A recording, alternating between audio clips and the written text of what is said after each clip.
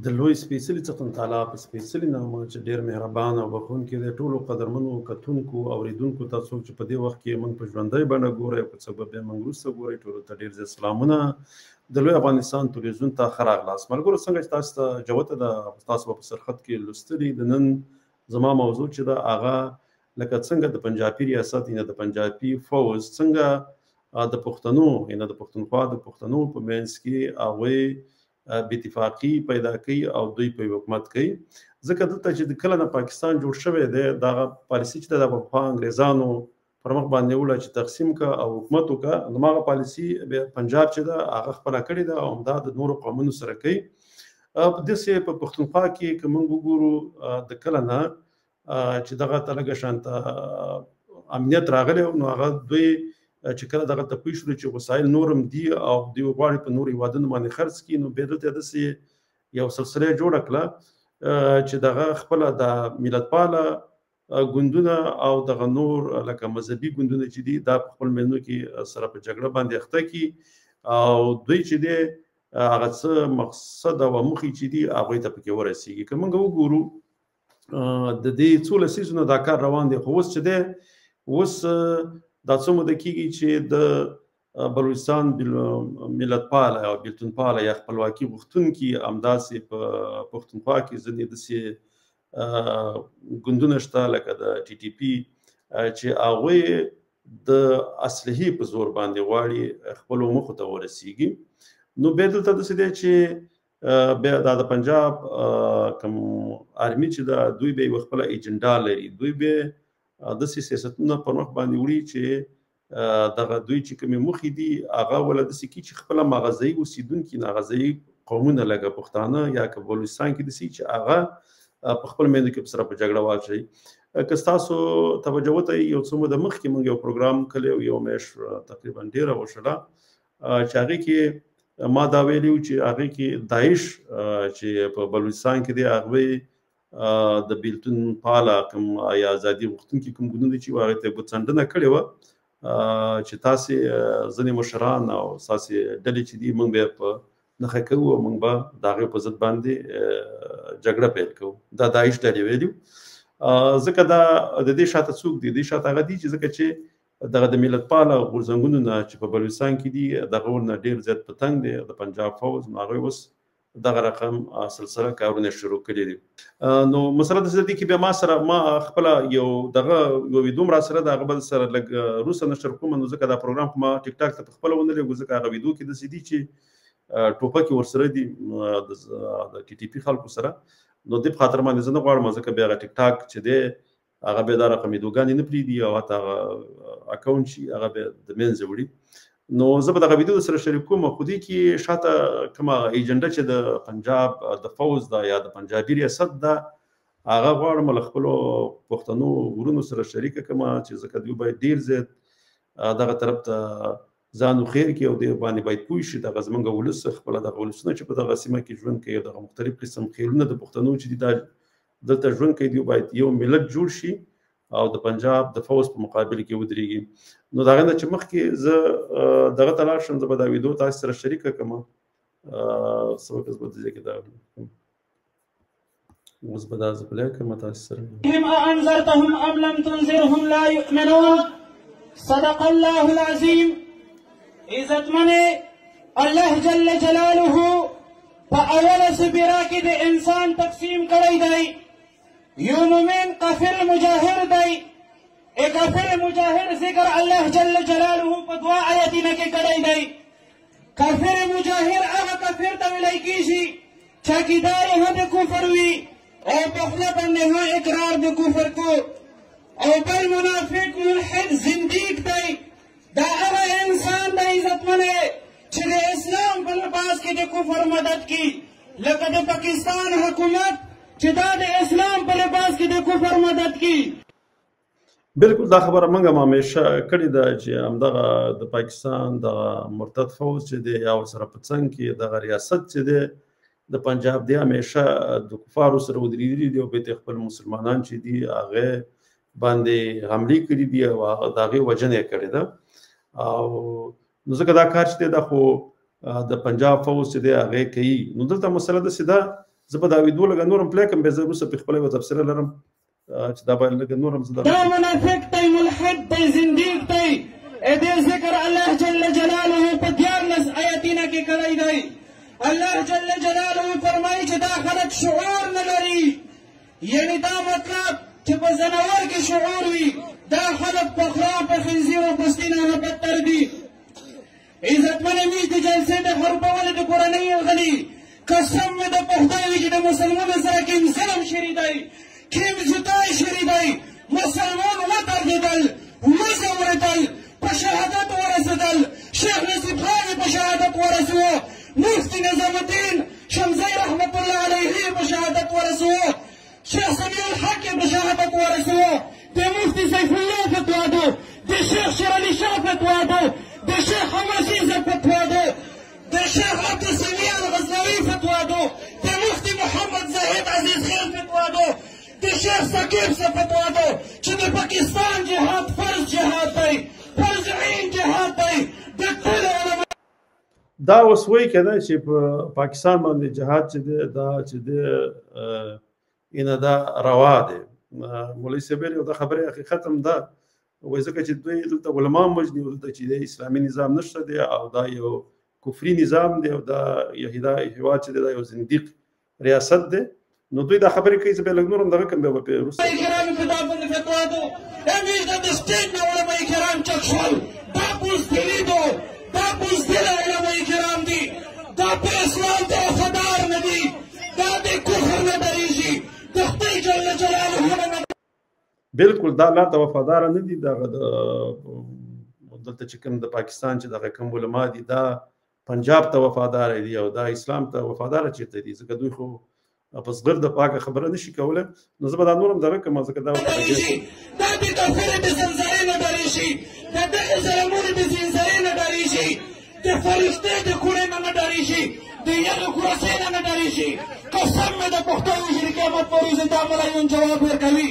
موږ په یو ذات باندې قسم وي چې د یو په قبضه کې د مو روح دی چې دا ملایونو جواب ورکوي. دغه فتوا چې د پاکستان جهاد فرض دی، نن چې زه دا خبره کوي نو د سټیجه پرېږدي، بزدله شوي دي، بېایمانه شوي دي، ایمانونه یې کمزوري دي، امیر سره کتابونه موجود دي، د مفتي سیف الله فتوا موجود ده، دې اسوسونې فتوا د امیر سره موجود ده، ویس موجوده، د مفتي ندیم درویش فتوا، د شیخ ګل محمد صاحب فتوا، د قاري شریف صاحب فتوا، د مفتي طاهر صاحب فتوا، د مفتي غفران صاحب فتوا په میډیا باندې چیلنجونه ورکړي دي. شاه عبدالعزیز په لوی مسجد کې د پاکستان په ځای کې 2 ورځې مخکې د تحریک طالبان پاکستان جنډې پورته کړي دي. خپل ځینې ګروپ د تحریک طالبان پاکستان د پاکستان په جهاد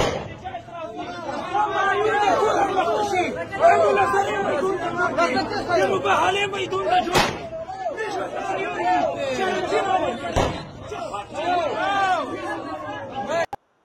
ملګرو دا ویډیو چې ما راوړې ده ځکه دی کې دغه د پاکستان د علما یادوي چې دا د حق دغه نه دي، علما نه دي، دا د پنجاب فوج سره ولاړ دي. پنجاب فوج چې ورته پیسې ورکوي هماغه رقم فتوات یې اخلي. بیا دا وایي چې په پاکستان کې چې دی جهاد وایي چې دی فرض العین دی او دلته وایي جهاد روا دی او باید موږ دغه جهاد په د پاکستان کې وکړو. پاکستان نه بلکې د پښتونخوا په منطقه کې وکړو چې پښتونخوا خاوره دغه کفري نظام نه آزاد کو یو خپلواک هیواد ترې جوړ کو. نو په دې کې اوس مسله ده چې دا دلته خو یو کار دی لکه پښتانه باید خیر اوسېږي که رښتیا واقعا ټي ټي پي غواړي چې پښتونخوا آزاده کړي باید ټول پښتانه ورسره ودرېږي. دلته مسله بل ځای کې ده، مسله داسې ده ځکه چې په ټي ټي پي کې هم ځینې وخت کې داسې د پنجاب د ریاست ځینې کسان یې پکې ورنه ایستلي، هغه بیا داسې یو هدفي وژنه وکړي د ملتپاله خلکو چې هغه د پنجاب ریاست سره ولاړ نه وي، هغه خپل هم د پنجاب د ریاست نه خپل حقوق غواړي او حق یې غواړي. خو مګر په دې کې بیا ځینې کسان چې ISI په دغه شانته ګوندونو مذهبي په دغه شانته ټي ټي پي نه دغه تحریک طالبان پاکستان چې دی خو زه خو د پښتونخوا وایم په هغې کې کیدای شي ځینې داسې کسان نه باسي یا داسې یو کار وکړي چې خپله دغه د ISI یا د پنجاب دا کوم ریاست چې دی په دې کې ځینې وخت کې ځینې پښتانه ملکان یا مشران چې ملتپاله یي قاسمي هغه په نښه کوي، هغه وژني، هغه بیا بیرته په همدغه تحریک طالبان پاکستان باندې بیا ورچوي، بیا به وایي چې دا دوی مړه کړل. نو د دوی همداسې ملتپاله ځینې خلک چې دي هغه هم ټي ټي پي ښه نه ګڼي او هغې ته بیا تروریستي ډله وایي. نو بیا داسې کېږي چې تر څو پورې ټول ملتپاله ګوندونه او دغه ټي ټي پي چې دوی یو ځای شي، تر څو پورې چې د پنجاب ریاست نه ازادي او خپلواکي واخلي، هغه بیا په دې طریقه باندې د دوی په منځ کې چې دی هغه اختلافات زیاتوي او دغه اختلافات بیا د یو بل په مرګ دپاره هم ځي، ځکه چې یو بل باید بیا ووژني. ځکه بیا تېر ځلې همدغه شانته دغه د ټي ټي پي تحریک طالبان چې پښتونخوا چې وه، دې ځینې ملتپاله کسان لکه دوی به وژل، بیا نه وژل، خو هغه بیا په نښه کول، هغه به بیا په دوی باندې وراختل. نو په هغه وخت کې د عوامي نیشنل ګوند چې و، هغه بیا د پنجابي پوځ سره ودرېد. هغه دې په خاطر ودرېد ځکه چې د هغې نه خلک وژل.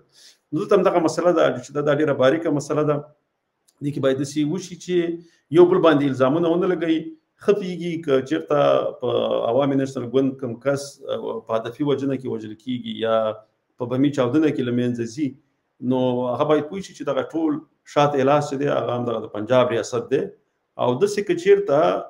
تحریک طالبان ځینې خلک د هغوی مخبري وکړي د پنجابي ریاست دپاره، هغه هم پوه شي چې هغه به ملتپاله خلک نه دي، هغه چې دي اصلا د پنجابي ریاست سره کار کوي، د هغې مخبرین دي او د پښتنې خاورې غداران دي. نو که چېرته دغه خلک سیاسي کوم ګوندونو کې چې دي دا اصلي خپل دښمن وپېژني چې هغه دښمن چې دی هغه همدغه د پنجاب ریاست دی